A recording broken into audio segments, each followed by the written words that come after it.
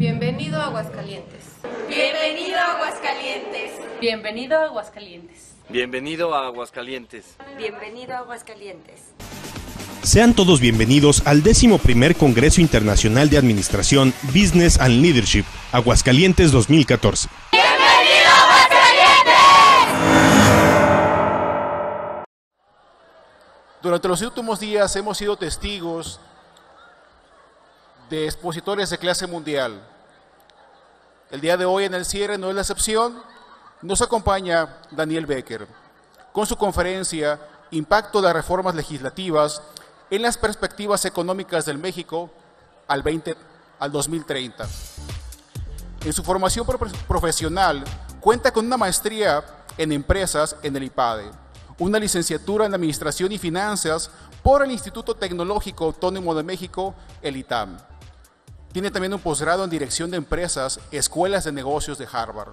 Director General de Factoraje Mifel SADCB, Director General Adjunto de Republic National Bank of New York, Director General de Republic National Bank también de México hasta 1998 y Director General de Valorum, operadora de sociedades de inversión, Presidente y Director General de Grupo Financiero Mifel hasta la fecha.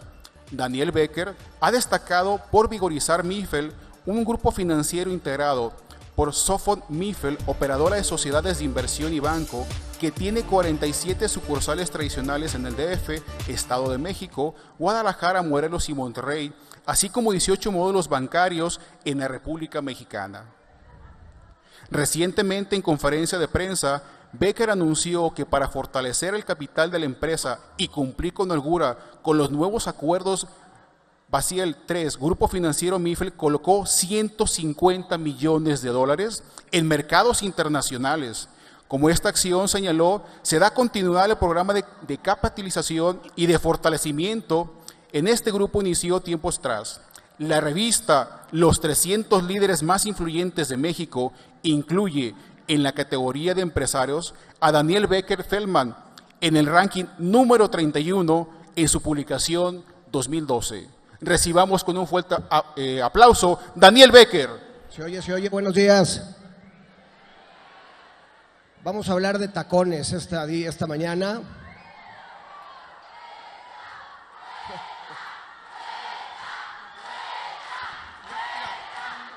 Si quieren, ¿por qué no empezamos a platicar un poco de lo que queremos hablar y luego hacemos la parte triple X, si les parece bien? La dejamos esa para el final.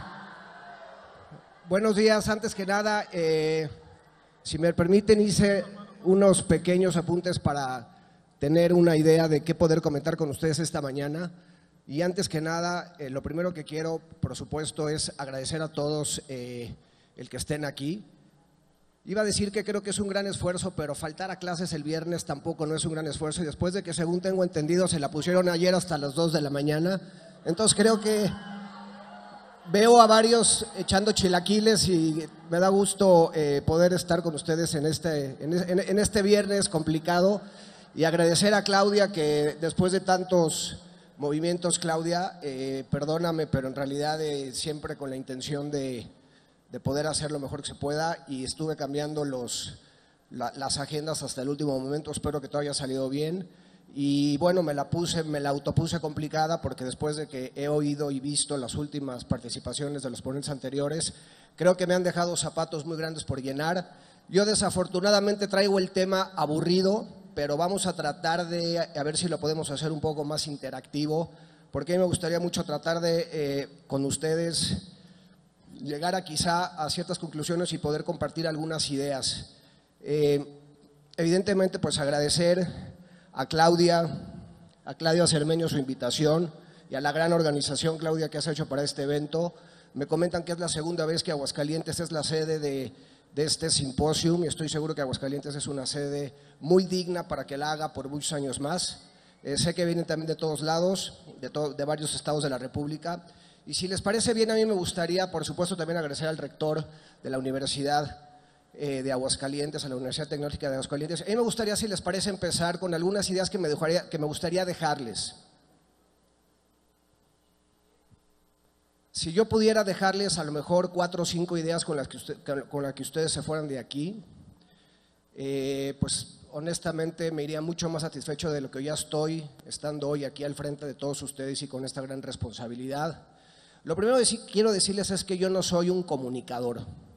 Cuando Claudio me dijo que sería muy bueno que yo viniera, porque la verdad es que el tema de la comunicación, Claudio, debo de reconocer, fue un acto de la casualidad, porque un periodista al cual yo conocí, con el que hice una buena relación, que es un periodista para mi gusto muy profundo, muy agudo, muy inteligente, pero muy polémico, que es Pedro Ferriz, me ha invitado a participar en unos espacios con él, unas cápsulas los lunes, y eso hubiera parecido que me ha puesto el mote de comunicador. Antes que nada les pido una disculpa y les quiero decir, no soy un comunicador, lo cual no es que me esté disculpando, pero le estoy anticipando, por favor, que si algo sale mal, les quede claro que no soy un comunicador y que voy a hacer mi mejor esfuerzo. Pero lo que sí me gustaría y lo que sí voy a tratar de hacer es dejarles algunas ideas claras.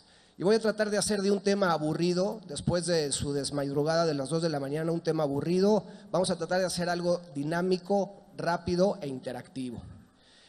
Me gustaría si se pueden quedar con 5 ideas fundamentales.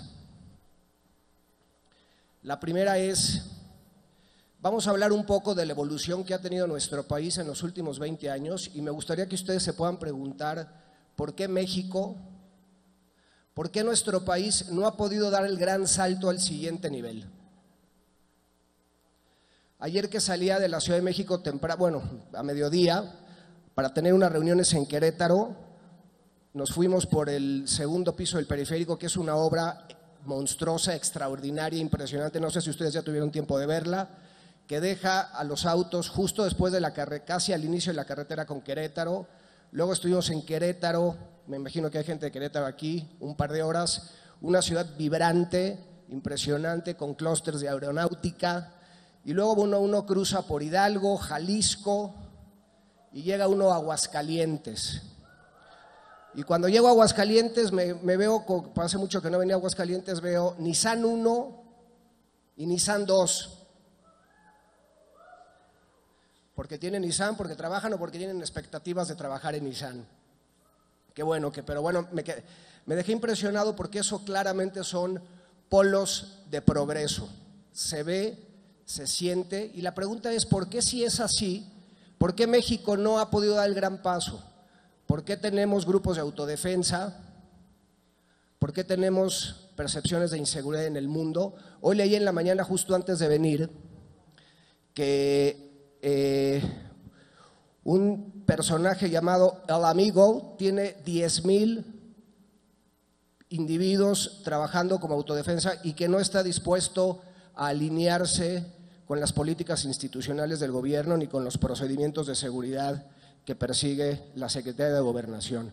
Yo me pregunto si México ha tenido todas las condiciones, ¿por qué no hemos podido el gran salto? También me gustaría, si puedo dejar una idea principal con ustedes, es, ustedes son el agente de cambio del futuro. Y eso parece siempre un poco romántico, pero los que tienen la capacidad de hacer el cambio son ustedes. Si ustedes de aquí se llevan algunas ideas de cómo diagnosticar nuestro país, entender qué es lo que pasa, qué áreas de oportunidad hacia adelante y qué impacto pueden tener ustedes en cada una de las decisiones de nuestro país, con eso me doy por bien servido.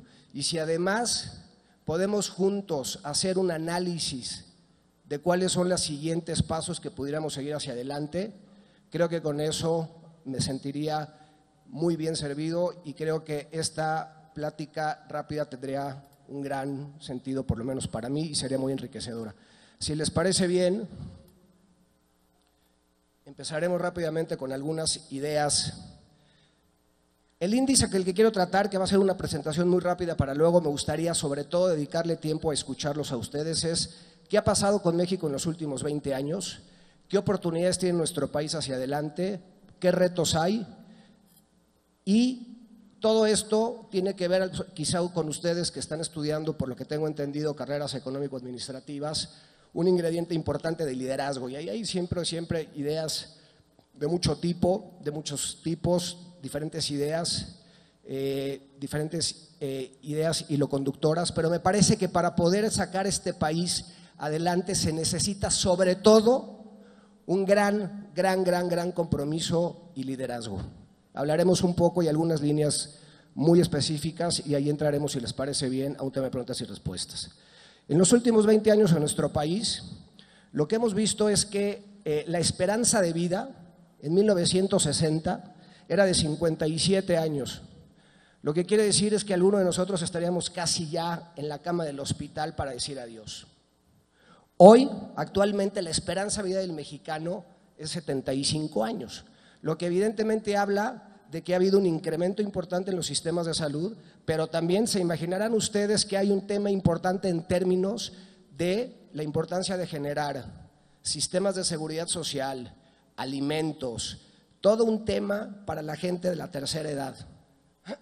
Las expectativas de vida que van subiendo en los países es claramente un síntoma y un símbolo de la prosperidad, pero también un gran reto de los gobiernos hacia adelante. No sé si queda claro este concepto. La mortalidad infantil en nuestro país, en 1970, por cada 1,000 habitantes morían 79 bebitos, hoy 14. La muerte por enfermedades parasitarias, que en algunos otros países industrializados se erradicó hace mucho más tiempo, en el 69, morían 100,000, actualmente 18,000. En la vivienda, en el 50, solamente el 12% de la población tenía una vivienda, hoy por lo menos la mitad. Y la educación superior era de 900,000 alumnos, hoy casi 3 millones, aunque es cierto que la base también es una base distinta. Estas gráficas simplemente, de alguna manera indican lo que ya he comentado a nivel gráfico: muerte por enfermedades, porcentaje de servicios y alimentación.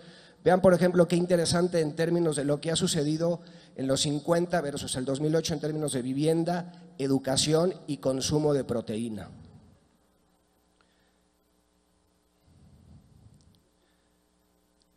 También sería importante destacar que hoy 16 millones de mexicanos tienen una tarjeta de crédito, lo que eso no sé si es bueno o malo, lo podemos discutir al final, y que prácticamente el 98% de las viviendas en nuestro país tienen servicios básicos.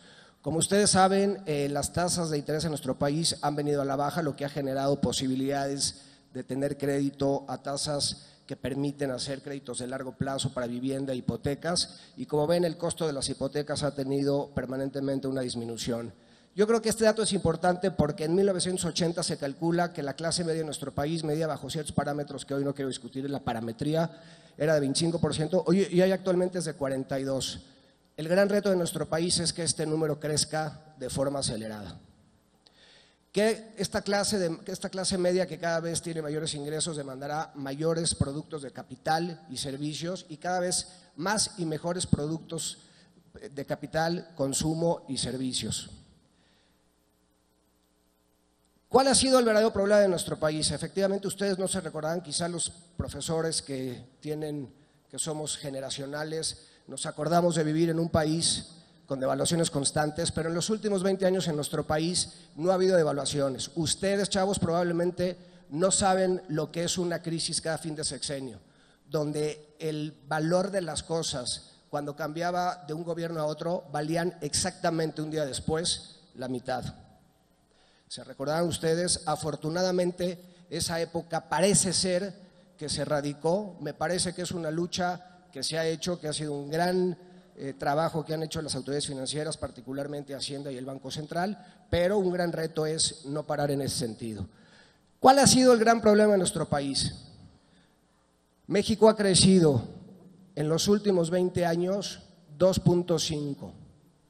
El crecimiento poblacional de los últimos 20 años de nuestro país es por lo menos el doble de este índice, lo que quiere decir que hay una serie de carencias y falta de oportunidades que se han generado, entre otras cosas, por la falta de crecimiento económico. Yo no sé si ustedes se recuerdan, pero por ejemplo, países como China han crecido los últimos 20 años a 2 dígitos. Se calcula que China ha sacado de la pobreza en los últimos 20 años alrededor de 400 millones de chinos.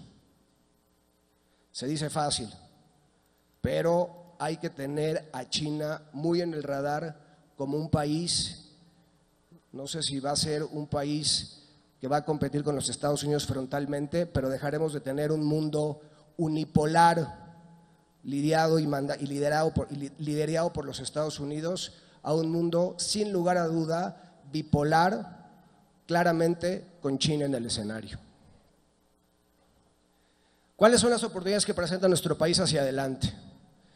El 50% de la población dentro de donde están ustedes, el 35% de la población es menor a 50 años. Si no nos ponemos las pilas, el bono poblacional se va a volver un pasivo poblacional. ¿Sí está claro este concepto? No. Si quieren ahorita para la parte de preguntas y respuestas, a ver si podemos aclarar esta idea. La oportunidad es que hoy en nuestro país, a diferencia de otros países industrializados, Japón para el año 2015 va a necesitar, déjenme ponerlo así, no sé si es la palabra correcta, va a necesitar importar 650,000 ciudadanos de otros países para cubrir las necesidades básicas de la sociedad japonesa por el bono poblacional. Es una población que envejece, que las parejas por cuestiones económicas y culturales no procrean, no tienen más de un hijo o dos a lo mucho, y hoy Japón tiene un problema de bono poblacional, al igual que lo tiene China. Lo que quiere decir es que es un país que envejece y que sus gobiernos tendrán que entrarle muy pronto a temas de seguridad social para individuos de la tercera edad con un costo al erario. Otra de las oportunidades que tiene México es que, además del Tratado de Libre Comercio, y por eso vemos aquí Nissan 1 y Nissan 2, México es el país del mundo que tiene más tratados de libre comercio con el mundo, lo que no significa que se hayan utilizado, pero México en el mundo es el país con más tratados de libre comercio. México ha crecido en los últimos años, como lo comenté anteriormente, con una estabilidad económica. La banca está lista para crecer en función de su fortaleza, y hay clústeres muy claros en algunos estados, como es Aguascalientes en la parte automotriz, evidentemente Puebla, quizá Querétaro en la parte aeronáutica, el norte en la parte maquiladora. Entonces vemos claramente que hay muy buenas oportunidades en términos de lo que ha sucedido.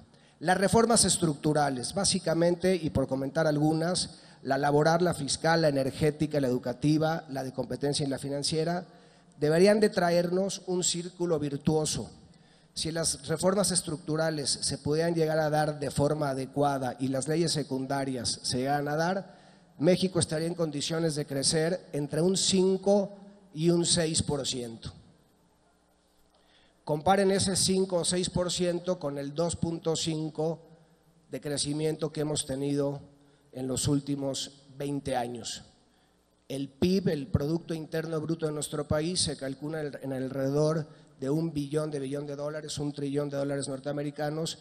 Imagínense el efecto de un crecimiento constante, capitalizable de 6% por año los próximos 20 años. ¿Cuáles son los retos? Evidentemente hay retos y hay muchos, y aquí son enunciativos más no limitativos. Reparar la percepción de seguridad de nuestro país en México y en el mundo. Yo no sé si ustedes hayan oído esa expresión, pero tenemos mejor percepción de México afuera de México que nuestro país. ¿Han oído eso? ¿Les ha tocado oír esa expresión? Imagínense lo que hay que hacer en el sentido de generar condiciones para vernos mejor hacia el interior. Equilibrar la simetría socioeconómica, es decir, una mejor distribución del ingreso. Mejorar los niveles educativos, ya sé que ustedes no están ahí, pero hay mucha parte de la población que requiere mejores niveles educativos. Claudia, Oaxaca no ha ido a la escuela en lo que va del ciclo escolar. Oaxaca, ¿oyeron? ¿Sí sabían eso? Los niños de Oaxaca no han ido a la escuela en este ciclo escolar un solo día. ¿Qué opinan de eso? Qué divertido, ¿no? Ejecutar leyes secundarias de las reformas de forma adecuada para que se lleven a cabo, crear la infraestructura necesaria, puertos, carreteras, aeropuertos. Por cierto, se va a hacer el nuevo aeropuerto de la Ciudad de México. Aumentar la base de la economía formal. Se calcula que en México el 60% de las empresas trabajan en la informalidad. incrementar la recaudación fiscal, no sé si a través de la última reforma o a través de otros elementos, otras herramientas, y continuar con la solidez de las finanzas públicas, que es una condición necesaria más no suficiente. La productividad en México ha decrecido 0.7% en los últimos 20 años. Uno de los grandes retos de nuestro país es mejorar la productividad de nuestras empresas y tiene que ver con muchos elementos: monopolios, niveles educativos, eficiencias, tecnologías.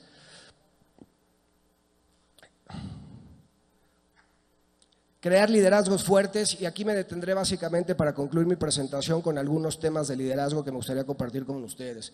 Primero, creo que uno de los mensajes que me gustaría poder compartir con ustedes es que desde mi punto de vista, y podemos estar o no de acuerdo, el futuro no es un destino, lo elegimos cada uno de nosotros con nuestras acciones de todos los días. Necesitamos grandes líderes, y para concluir quizá hablar algunos temas de liderazgo. ¿Cuáles son las características que me ha tocado ver en un líder? ¿Quién ha oído de Steve Jobs en este salón? ¿Se acuerdan cuál era la afición de Steve Jobs? Le gustaba experimentar con LSD, ¿no? ¿Se acuerdan? Y lo que hizo Steve Jobs, ¿alguien podría estar aquí en desacuerdo que Steve Jobs cambió el mundo? ¿Cambió el mundo Steve Jobs? ¿Por qué creen que cambió el mundo? ¿Se atrevió a qué? Fue innovador. Hizo de una cosa muy complicada una cosa muy sencilla. Todo mundo puede acceder de forma fácil a utilizar cualquier herramienta fabricada por Apple. Se atrevió, movió la frontera eficiente. Ahora, no sé, ¿alguien tuvo la oportunidad de ver la película de Steve Jobs? No era un tipo normal, ¿no? Yo personalmente a Steve Jobs le tengo una gran admiración por lo que hizo. Leí su libro también, se lo recomiendo, es un buen libro. Yo creo que también era un soñador incansable, ¿no? Y estamos hablando de Steve Jobs como estaremos hablando de cualquier otro. Piensen en el presidente, piensen por ejemplo si el presidente de nuestro país debería o no de tener estas características. Soñador incansable, innovador. Por eso dije que esta relación era enunciativa y no limitativa. Es solitario, ¿no? Por definición, un líder es solitario. Recuerdo que un profesor mío decía, oye, algunos de ustedes les gustaría ser el número uno de sus compañías. Nada más recuerden que generalmente los que disfrutan el buen vino, los que se pueden ir al antro hasta las 2 de la mañana y leer un buen libro, generalmente son los números 2 y los números 3. Entonces, bueno, el líder por definición, creo que en mi experiencia, es un ser solitario, es un tipo aferradísimo, es incansablemente aferrado. No, hay que ir contra corriente, es idealista y es romántico porque tiene que soñar. Una de las características del líder es que sueña. Para la presentación, hace poco leía un libro que me hizo favor Iván de revisar conmigo para hacer unas líneas para esta plática que estoy dando esta mañana. Leía cuando decidieron sacar el iPod. ¿Se acuerdan del iPod, que es el reproductor de música de Apple? Ellos tenían solamente el 15% del mercado cuando nadie creía en el producto. A los 6 meses de que salió el iPod, que prácticamente ya es un bicho en extinción, capturaron el 70% del mercado y nadie creía en eso. En mi experiencia, que es una experiencia pues limitada, y ahí sí empezaríamos para que podamos compartir con ustedes, yo sí creo que para tener capacidades de liderazgo, hay un nivel mínimo de liderazgo que sí se da y que no necesariamente todos los tenemos, pero que viene en nuestro ADN. Pero para el siguiente nivel, para el nivel 2, sí me parece que hay que construir habilidades de liderazgo. Y ahí es donde creo que ustedes están haciendo una chamba, donde están trabajando. Evidentemente tiene que ver con los elementos que hablé hace unos momentos, pero también tiene que ver con estos elementos que voy a comentar a continuación. Me parece que para llegar al nivel 2 de liderazgo, lo que tenemos que tener es una visión clara. Y cuando me refiero a una visión clara es un sueño. Es un sueño. Y yo me pregunto, por ejemplo, y no tengo la respuesta, si Peña Nieto hoy, cuando se despierta todas las mañanas, dice, tengo un sueño, ¿a dónde quiero llevar este país en los próximos 5 años? ¿A dónde? Yo creo que hay que tener un sueño y hay que comunicar ese sueño y hay que compartirlo. Y la gente tiene que estar dispuesta a vivirlo. Esa es una característica importante. Jobs tenía un sueño, llevar a todo mundo la capacidad de tener un sistema, un aparato que sea sencillo de utilizar y que lo pueda utilizar la mayoría de la gente de forma sencilla. Hay que ser sagaces. En inglés esta palabra se dice acumen, sagacidad, capacidad de planeación. El sueño, si no se planea, se revisa y se lleva en elementos de medición, no sirve. Acuérdense, chavos, lo que no se mide, no se mejora. Todo lo que hagan ustedes a nivel de ejecución empresarial tiene que tener un elemento de medición.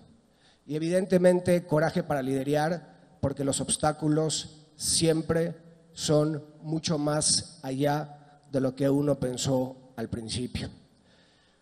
Por mi parte, también igual que el speaker anterior, les hago mi publicidad por si alguien quiere estar en contacto y compartir ideas. Este es mi Twitter personal y a mí me gustaría, si les parece, después de esta corta presentación, poder compartir con ustedes un poco cuáles son sus ideas, qué opinan. Y sobre todo yo iniciaría con una pregunta, si alguien me podría responder, ¿qué nos falta como país para dar el salto al nivel que le corresponde a México en función de sus condiciones actuales?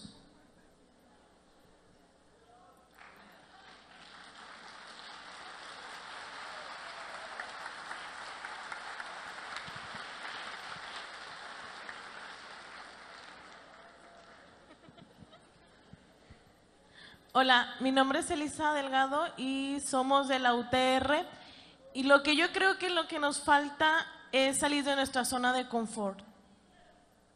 Es todo. ¿Y danos alguna sugerencia para que todos podamos salir de nuestra zona de confort? Lo que pasa es que todos los humanos estamos bien en un trabajo, pero ese trabajo nos falta explotarnos nosotros mismos más, para sacar más de lo que nosotros damos. Entonces, por hueva, porque, ay no, qué flojera. O la hueva sí, esa es matadora, ¿no? Esa criminaliza. Pero todos tenemos nuestra dosis de hueva, ¿no? También hay... Sí, pero no tanta. Bueno, ya. No, y además yo creo, Elisa, que también depende mucho de la capacidad que tengamos de liderar para generar ese cambio en el status quo, ¿no? Yo creo que sí, salir de esa zona de confort permanente. Bueno, ya oigo mucho ruido, pero les platicaré una anécdota. ¿A alguien le gusta el tenis en este salón? ¿Alguien es aficionado al tenis? Nadie es aficionado al tenis, entonces esa historia la dejamos. Siguiente pregunta, por favor. Yo. Bueno, mi nombre es Gloria, también vengo de la UTR y yo pienso que uno de los principales problemas que enfrentamos en México es que que en muchas empresas no se tiene la capacidad como para dar oportunidades a otros nuevos ideas. Por ejemplo, no estamos acostumbrados a darles las oportunidades. ¿Cómo puedo decir? Sí, o sea que no tenemos motivación. No dejamos crecer. Es el que está alto quiere estar siempre ahí y no le da la oportunidad al que está en la parte de abajo. Sí, yo creo que como país también hay un gran reto para generar líderes que también desarrollen gente. Es un buen punto, Gloria. Yo creo que hay multifactoriales alternativas de lo que sucede. No tengo todos los elementos ni todos los conocimientos. Si me permiten un segundito, por favor, pero sí creo que parte de un gran reto en nuestro país es crear mejores cuadros de liderazgo, porque el líder solo se entiende como el desarrollador a través de su gente. Y yo creo que en eso tenemos una gran área de oportunidad como país y de forma individual.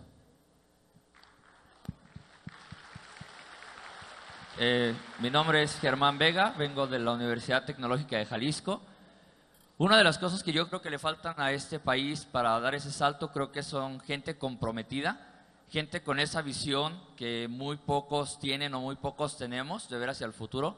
Líderes sinceramente comprometidos y, como lo decía la compañera por acá abajo, que los directores, los directivos, los jefes nos den la oportunidad de crecer dentro de las empresas, ya que a veces pues es más el estancarte en cierto punto y no dejarte crecer.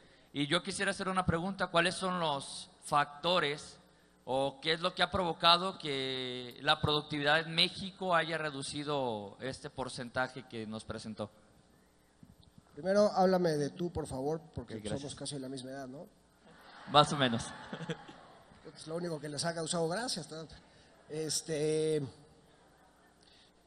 Sí creo que, fíjate, si nosotros comparábamos México, por ejemplo, con algunos otros países en términos de solidaridad, les voy a decir, por ejemplo, qué país en términos de su población hay un gran... también hay Brasil, por ejemplo, es un país que tiene un grupo empresarial de altísimo impacto, muy comprometido con Brasil, y eso ha generado que también Brasil sea un país muy cerrado. Por eso lo acaban de degradar hace algunos días, no sé si ustedes sepan que degradaron la calificación de Brasil. Yo creo que, bueno, sí habría que trabajar mucho en aquellos elementos, otra vez, que tienen que ver con un liderazgo positivo, un liderazgo multiplicador. ¿Por qué México ha tenido bajos niveles de productividad? Yo creo que la respuesta es multifactorial. Evidentemente, una muy importante tiene que ver con los monopolios privados y los monopolios del Estado, ¿no? El costo de utilización de, por ejemplo, las telecomunicaciones o el costo de la luz, ¿no? Entonces, los monopolios privados y públicos han tenido un impacto muy severo en la productividad, que evidentemente se están tratando de solventar, y habría que ver, porque es un gran reto en términos de la reforma de competencia, de la reforma antimonopólica que se acaba de publicar y las leyes secundarias. Yo creo que eso podría generar mejor productividad. También creo que la productividad tiene que ver mucho con los niveles educativos en nuestro país. En algunos estados de la República se identifican muy bajos niveles educativos, y otra razón creo que también podría ser que México no es un país que desarrolla grandes cuestiones de tecnología. Somos un país que nos hemos dedicado a otra cosa, pero no sé si necesariamente hemos sido pioneros en aquellos temas tipo, por ejemplo, yo les haría en ese mismo sentido, ¿por qué en México no hay, todo el mundo sabe lo que es Silicon Valley? Silicon Valley es el lugar cerca en California donde están todos los startups de empresas dedicadas a la tecnología. ¿Por qué en México no hay un Silicon Valley? Seguramente estas respuestas nos pudieran llevar a por qué en nuestro país tenemos todavía algunas oportunidades en términos de mejorar la productividad. No creo que sea una sola respuesta, creo que obedece a un tema de muchos factores, y quizá hemos mencionado ya algunos. Muchas gracias. A ti. Bueno.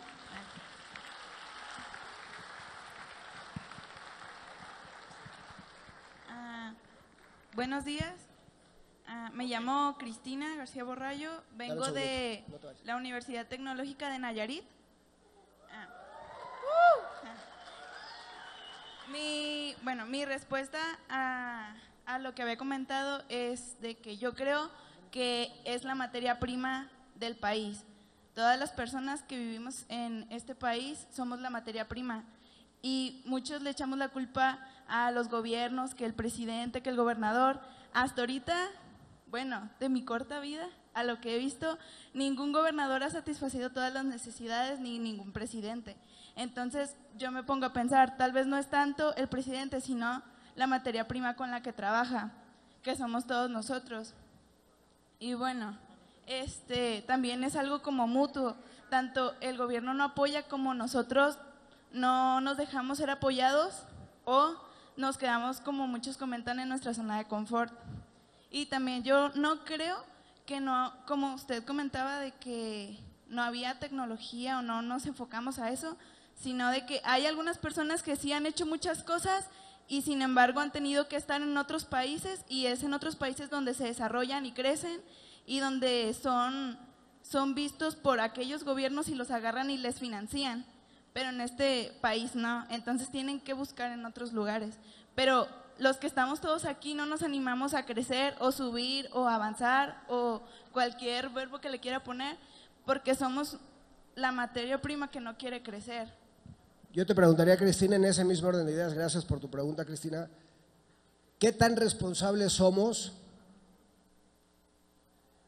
¿Qué tan responsables somos de tener el gobierno que nos merecemos? De hecho, hay una frase que dice, tenemos el presidente que nos merecemos, y es cierto en muchas ocasiones, porque es cuando decimos, no es que los policías nos piden mordida, pero nosotros la damos. Entonces sí es la responsabilidad de cada quien hacer que este país crezca. Coincido, y quizá ese es mi mensaje.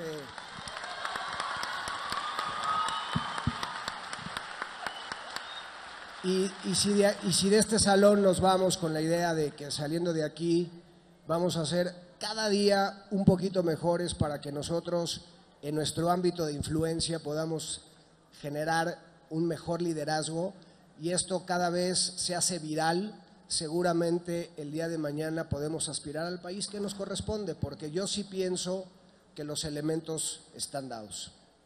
Sí, gracias, Cristina. Gracias. Yo tengo una pregunta. Aquí. Yo me llamo Gilberto, vengo de la Universidad Tecnológica de Jalisco y yo quiero preguntar, hace rato mencionaste sobre las empresas de la Nissan. ¿Te puedes pegar un poco más al micrófono? Mencionaste sobre las empresas de la Nissan. Mencionaste que con eso crece la economía en México, pero inicialmente la empresa es extranjera, ¿no? Y entonces pienso que el mayor capital o la inversión principal de las utilidades, ganancias, se va hacia el extranjero. ¿Por qué no permitir que a lo mejor una empresa mexicana se desarrolle en su propio país? Esa es como mi pregunta o mi duda. No, pues es así. Alguien que me apoye, como el juego de los indios, alguien que me apoye con esa respuesta. Bueno, yo soy Jonathan, soy de aquí de Aguascalientes. Primero, espero que les haya gustado nuestro estado, son bienvenidos.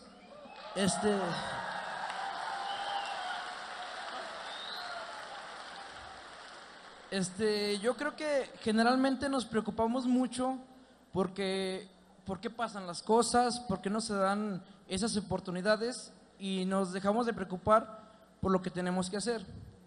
Yo digo que la inversión es extranjera, ¿por qué no un mexicano se atreve a invertir? Yo digo que, ya he escuchado a varios compañeros que hablan de motivación. A mí me queda claro que la motivación viene de ti mismo. No esperes que alguien te dé algo para que tú lo hagas. Tienes que empezar a hacerlo. Eso es por primero. Nadie te va a motivar.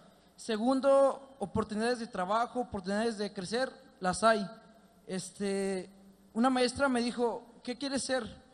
Pues quiero tener un buen trabajo, quiero ser alguien grande, ¿no? Y me dijo, ¿qué estás haciendo para hacerlo? Dije, estoy estudiando, me estoy preparando. ¿Crees que es suficiente? Ponte a investigar sobre trabajos bien pagados. Entonces me puse a investigar, te piden inglés, te piden que sepas muchas cosas. Entonces, si nos quedamos con simplemente venir aquí a un congreso, ir a la universidad, aprender algo de inglés y medio pasar las materias, pues no vamos a lograr nada. Creo que necesitamos realmente dejar de hablar y empezar a actuar, empezar a generar esas oportunidades.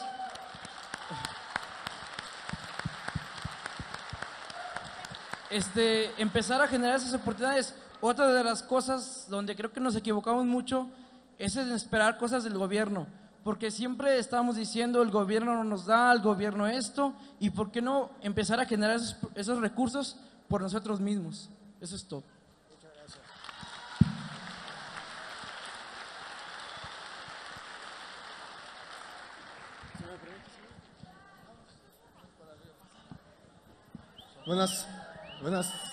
Buenas tardes, yo soy Carlo, de la UTES de Cuernavaca, de Morelos. Vamos a cantar juntos. Mucho gusto, Julio Becker.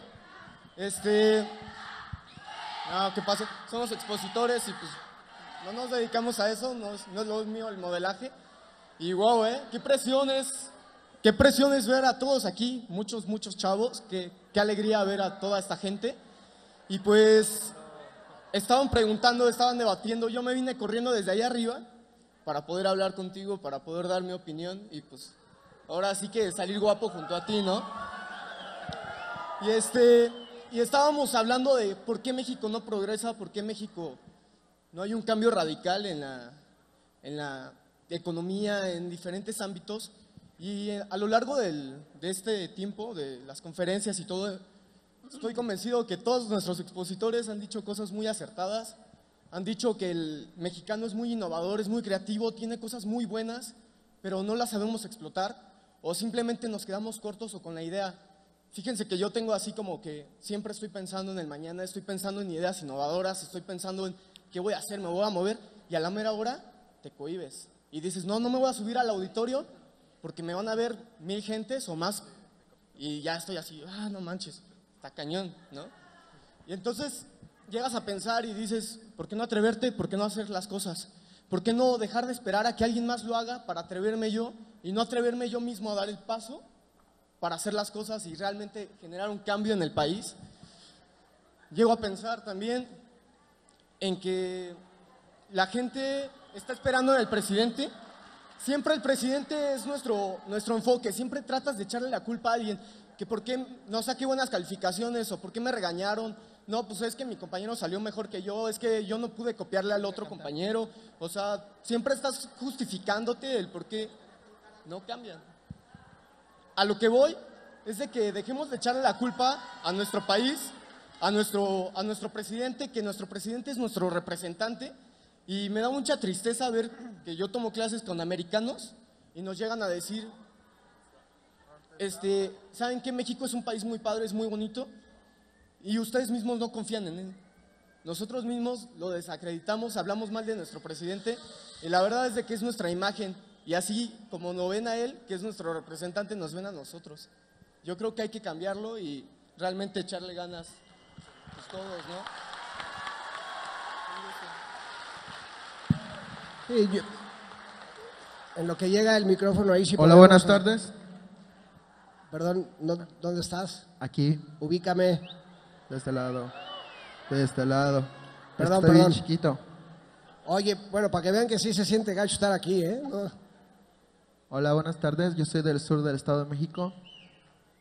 Mi nombre es Saúl y la verdad es que ya se ha hablado de oportunidades, se ha hablado de crecimiento, de liderazgo, se han hablado de sus contras también, monopolios, un México corrupto, pero la verdad que yo quisiera decir que tengo una ideología de que todo está en nosotros, ¿no? Las herramientas ya se nos han sido entregadas o se nos están dando en ese momento y yo creo que... Ya vamos a acabar, si guardamos silencio 2 minutos, por favor. Yo creo que tú vas a llegar hasta donde tú quieras y pues depende de ti, ¿no? Hacia dónde vas a manejar este México. Necesitamos terminar con el monopolio y necesitamos empezar de nosotros mismos para poder decir, yo sí estoy haciendo algo por México, ¿no? Creo que este es mi punto de vista, pues. Gracias. Claudia, podemos, está bien, 4 preguntas más, ¿está bien? Si les parece bien, 4 o 5 preguntas más. No, bueno. Pero, arriba. Ahí, Claudia, ¿podemos llegar allá arriba o los... A ver, perdón, a ver, ronco pecho, a ver si jala. Gracias. Déjame, si me permites, repetir tu pregunta. México no exporta nada, el Tratado de Libre Comercio no sirve, solo exportamos petróleo barato. ¿Es correcto? ¿Sinteticé bien tu pregunta?